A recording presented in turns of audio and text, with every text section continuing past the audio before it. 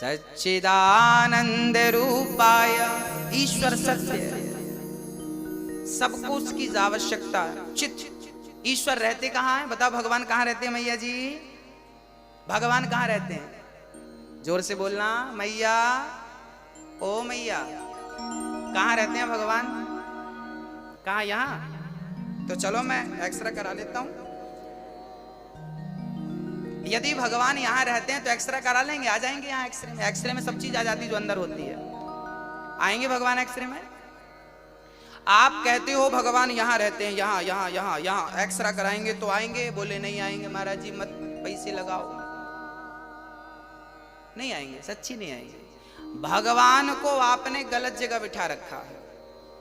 भगवान यहां नहीं होता। आप कहते यहां होता। भगवान मंदिर में, ना भगवान मंदिर में होते हैं, ना भगवान तीर्थों में होते हैं, ना भगवान हृदय में होते हैं, ना भगवान कण कण में होता है। भगवान कहां होता है? बोले भगवान तो भक्त के विश्वास में होता है। अगर विश्वास है तो भगवान है। जिनको विश्वास है उन्हीं के लिए मंदिर में भगवान है। जिनको विश्वास ही नहीं है उनके लिए मंदिर में पत्थर है। मंत्र जाप मम दृढ़ विश्वासा, पंचम भजन सुवेद प्रकाशा। भगवान कहां होता है? कहां होता है? विश्वास। प्रहलाद जी ने कहा कि ये भगवान है।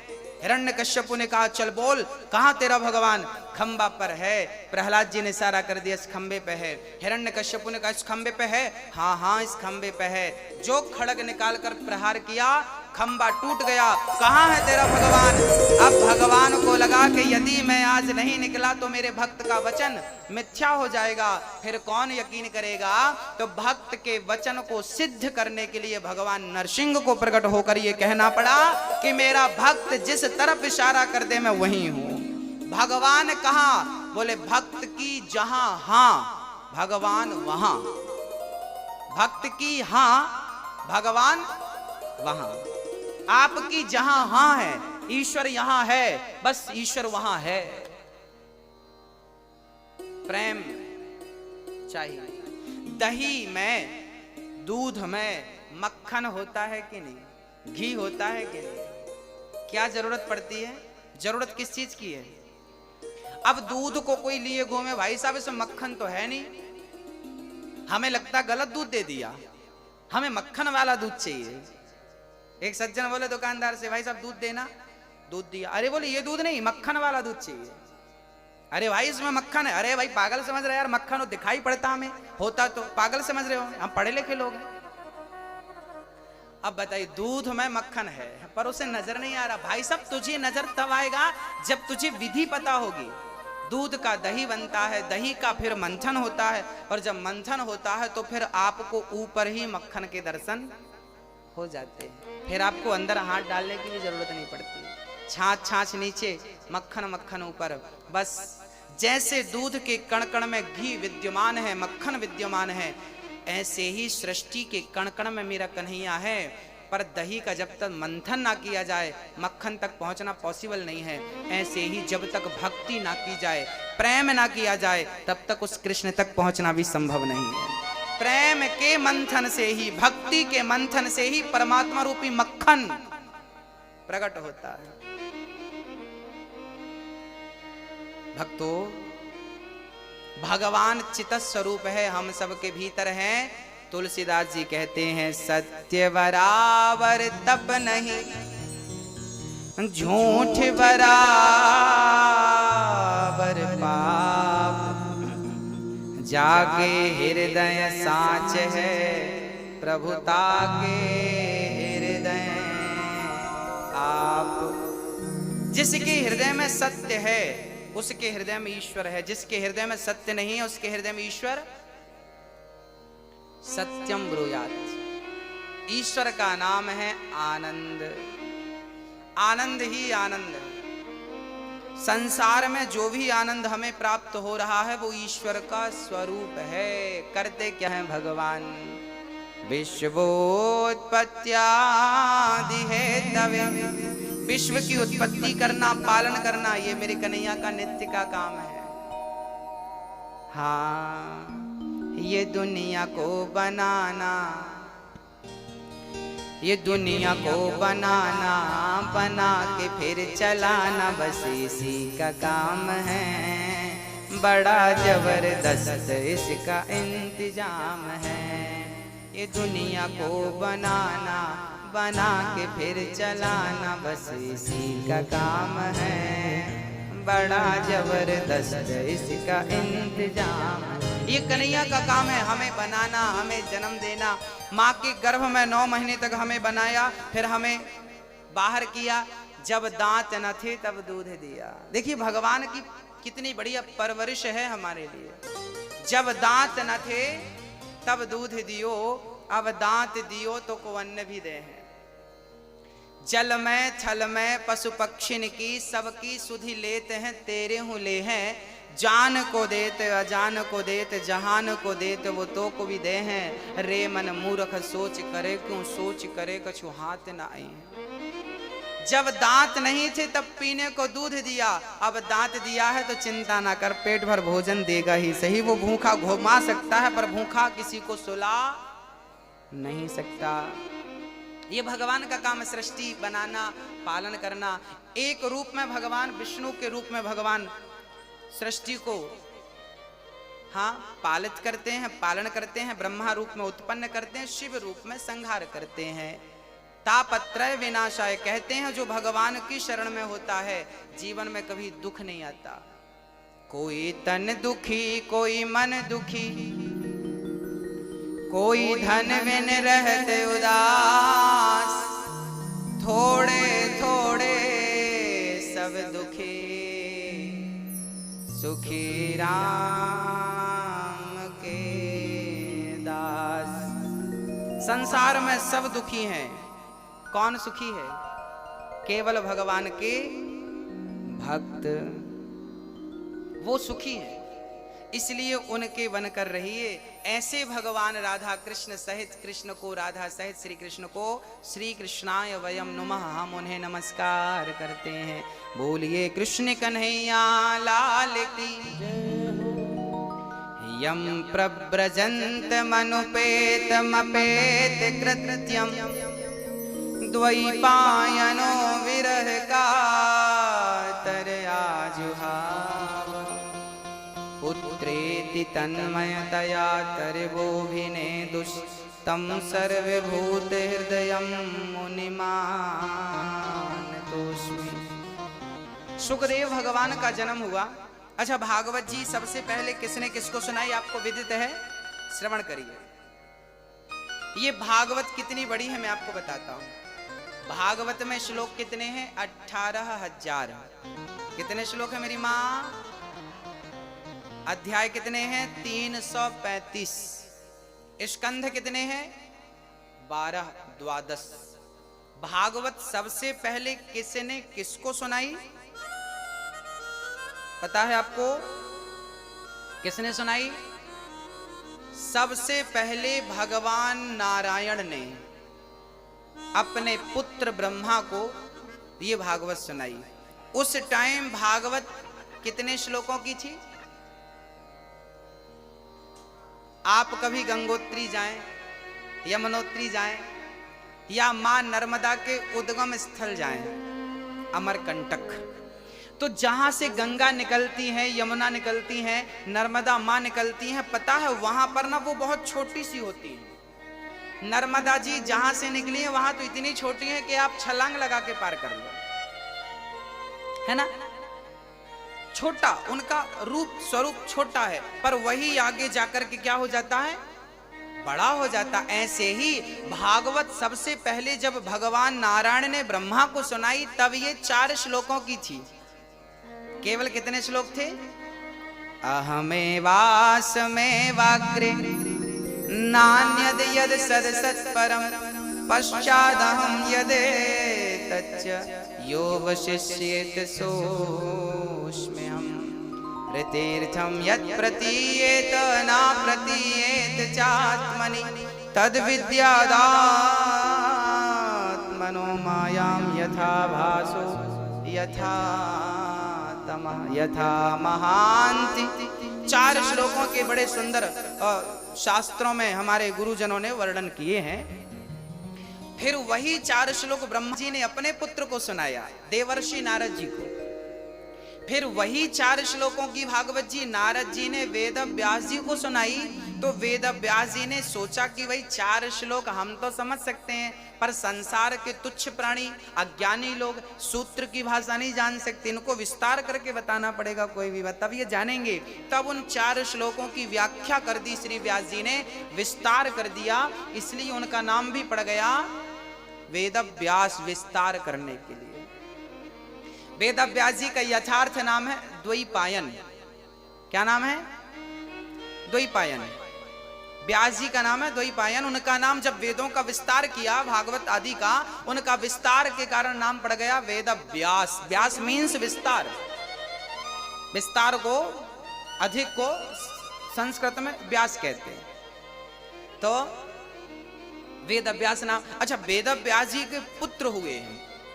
एक बार क्या हुआ, भगवान शंकर अपनी पत्नी हमारी माँ पार्वती से कहा, देवी आज आप बड़ी उदास हो। पार्वती ने कहा, प्रभु मुझे चिंता सता रही है, मैं आपसे बिछड़ना नहीं चाहती, मैं मरना नहीं चाहती, कुछ ऐसा करो कि मैं मरूं ना, क्योंकि मैं पिछले जन्म में मर गई थी, आपसे दूर चली गई थी, मुझे बिल्कुल अच्छा नहीं लगा। अच्छा, पार्वती पिछले जन्म में क्या थी? माता सती। सती दक्ष के यज्ञ में गई, जलकर भस्म हो गई, फिर बाद में वो क्या बनी? पार्वती। अब माता पार्वती ने कहा, प्रभु मैं आपको एक पल के लिए भी छोड़ना नहीं चाहती। शंकर जी बोले, तो फिर पार्वती ने कहा, प्रभु अच्छा ये बताओ, मैं तो कई बार मर चुकी, आप कितने बार?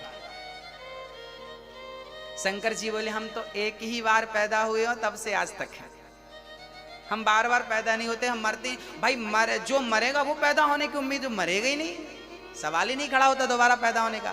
पार्वती जी ने कहा, आपने कभी मरे ही नहीं आप? शंकर जी बोले, क्या चाहती हो हम मर जाएं? पार्वती जी बोली, हम नहीं चाहते कि आप मरें, पर ये बताइए कि आप कभी नहीं मरते, इसका राज क्या है?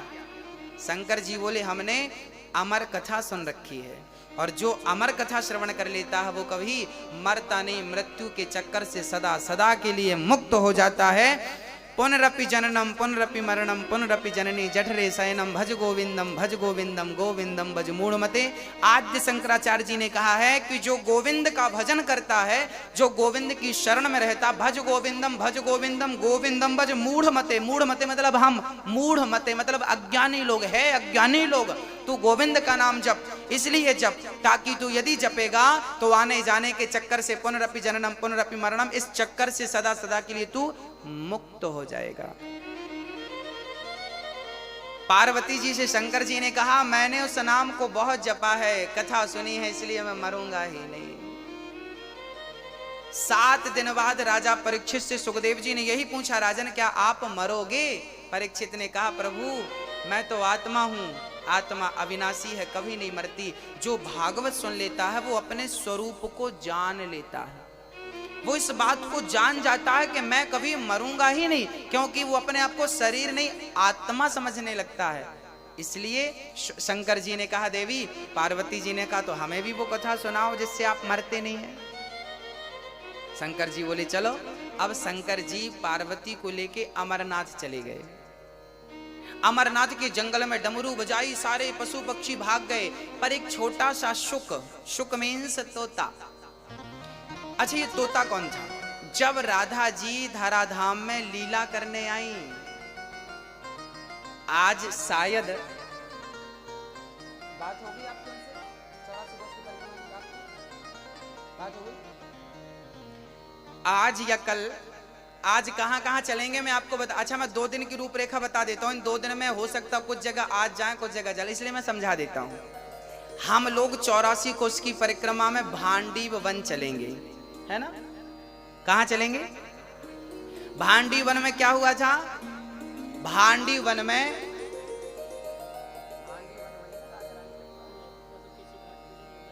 हाँ जी, भांडी वन में हम लोग इसलिए चलेंगे क्योंकि भांडी वन में भगवान श्री कृष्ण का राधा जी से विवाह हुआ था। आप लोगों को पता है ना, लोग कहते राधा जी से प्रेम किया तो विवाह क्यों नहीं किया। आज हम आपको 84 कोस की परिक्रमा में वो जगह दिखाएंगे, आज या कल, एग्जैक्ट आज नहीं कह सकता मैं, आपको वो जगह का दर्शन कराएंगे जिस जगह पर भगवान श्री कृष्ण का राधा से विवाह कराया था। किसने कराया था? ब्रह्मा जी ने। किसने लिखा है इस बात को? गर्गाचार्य जी ने। गर्गाचार्य जी गर्ग संहिता में इस बात को लिखते हैं। राधा जी का जिस स्थान पर विवाह हुआ था उस जगह का दर्शन करने का हमें सौभाग्य मिलेगा।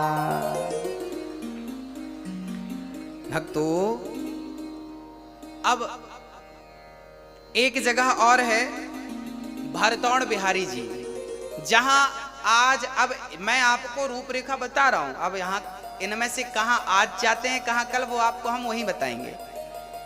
इसमें से एक दर्शन आज आपको हो सकता है भरतौड़ बिहारी जी का। ये वृंदावन का वो मंदिर है। मैं कथा में एक बार आपको, अच्छा, भागवत में जितनी कथाएं आपने सुनी है वो सारी लीलाएं उस जगह पर हुई हैं। वो कथाएं आपको मैं बताऊंगा, आपको याद आता जाएगा। एक बार क्या हुआ था ना, भगवान गाय चराने गए। गाय चराने के लिए भगवान श्री कृष्ण गए तो भगवान को जंगल में बड़ी भूख लगी, तो वहां पर यज्ञ कर रहे थे, बहुत सारे पंडित जी यज्ञ कर रहे थे। भगवान ने पंडित जी से कहा, पंडित जी हमें भोजन कराइए, बड़ी भूख लगी है। पंडित जी स्वाहा स्वाहा स्वाहा, पंडित जी ने उनको, चूंकि यज्ञ करता ब्राह्मण बोलता नहीं है ना, मौन रह के करना। अब पंडित जी बोल तो नहीं रहे थे, अब बच्चों को अब बच्चे तो बच्चे हैं, खीर रखी थी तो बच्चों ने हाथ डाल दिया यज्ञशाला में। अब पंडित जी ने जो लाठी उठाई और दौड़ा, सारे बच्चे भागे, कन्हैया जी भागे। कन्हैया बोले, लाला आज तो भूखी रहना पड़े, पंडित जी तो कुछ ना देवे। अब पंडित जी स्वाहा स्वाहा किसके लिए कर रहे हैं? भगवान को खिलाने के लिए, और खास भगवान खुद चल कर आया तो लठ मार के भगा दिया। अब यज्ञ करने वाले पंडितों की पंडितानी थी, कहते ना माँ के अंदर बड़ी ममता होती है। वो पंडितानी देख रही थी कि बच्चे बड़े भूखे और बड़े सुंदर हैं और इन बच्चों को भोजन। अब पंडितानी ने जल्दी से बच्चों को, बेटा यहाँ आओ यहाँ आओ। अब पंडितानियों ने बुलाया और जल्दी से बढ़िया खीर बनाई और बढ़िया हलवा बनाया, बढ़िया पूड़ी बनाई, और ठाकुर जी को गोद पर बिठा के यज्ञ करने वाले वो स्वाहा ही स्वाहा करते रह गए। और इन्होंने तो बढ़िया गोद पर बिठा के जगत के पालनहार को खिलाया अपने हाथ से। अब पंडित जी ने देखा मेरी पंडितानी खिला रही है, अभी आता हूं, खैर नहीं तेरी। अब पंडितानी ने घूंघट कर लिया, उस तरफ देखेंगे नहीं। अब पंडितानियों ने बड़े प्यार से मेरे कन्हैया के लिए भोजन बनाया और भोजन कराया। और जब भोजन करके जाने लगे भगवान, तो जिस जगह पर पंडितानियों ने भगवान को गोद पर बिठाकर भोजन कराया था उसी मंदिर का नाम है भरतौड़ मंदिर, जो 84 कोश की यात्रा में आज या कल आपको दर्शन होगा। वो जगह, फिर वो कथा भागवत में आएगी 10वें स्कंद में, आपको सुनाऊंगा एक बारी और। पंडितों को फिर दर्शन भगवान ने नहीं दिया। फिर वो जब भगवान चले गए तब हवन करते ब्राह्मणों को आकाशवाणी हुई, अरे पंडितों, जिसके लिए तुम हवन कर रहे हो वो तो तुम्हारे द्वारे पर आया, तुमने डांट कर भगा दिया। अब तो सारे पंडित रोने लगे, प्रभु अपराध हो गया, हम आपको पहचान नहीं सके, बड़ी गलती हो गई, क्या करें प्रभु। तब भगवान ने कहा, अपनी पत्नियों का दर्शन करो, तुम्हारी पत्नियों का दर्शन करोगे तो तुम्हारी पत्नियों में ही अब भगवान का दर्शन होगा। तब वो पंडित लोग जाकर अपनी पत्नियों का दर्शन किया कि तेरी गोद सफल हो गई, जो तेरी गोद में आज जगत का पालनहार बैठ गया, और तेरे वो हाथ सफल हो गए जिन हाथों से तूने जगत के पालनहार को भोजन करा दिया। तब अपनी पत्नियों का दर्शन किया। भगवान को फिर भी दर्शन, भगवान का दर्शन नहीं हुआ पंडितों को। फिर आप कितना भी यज्ञ कर लो, कितना भी कुछ कर लो, पर आपके भीतर प्रेम नहीं है, क्योंकि मिला ही न रघुपति बिनु अनुरागा, कि ये जोग जप ज्ञान विरागा। हाँ हाँ, आज यमुना पूजन के साथ हम लोग यात्रा उठाएंगे। यमुना पूजन के बाद हम बेलवन लक्ष्मी मंदिर चलेंगे, माट भांडीर वन चलेंगे, बंसीवट चलेंगे। बंसीवट कौन सा वट है जानते हैं? बंसीवट में जहां पर भगवान ने बंसी बजा करके भक्तों को, गोपियों का आवाहन किया था, और मधुवन, मधुवन वही वन है जहां पर प्रहलाद